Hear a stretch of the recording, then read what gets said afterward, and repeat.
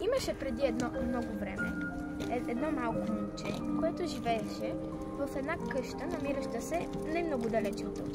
Някъде на 500 метра натам. И това момче се казваше Ардо. И Ардо имаше 4 котки. Всяка една от тези котки имаше 2 очи, но една от котките разбра, че Ардо колекционира котките, за да ги яде.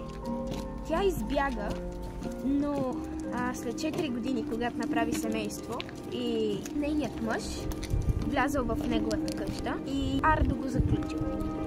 Когато тя тръгнала да го търси, това заключена също. Това показва как на където и да тръгнеш, пак ще стигнеш до същото място, освен, разбира се, ако не си котка и не отиваш в къщата на Ардо, защото Ардо винаги яде котки.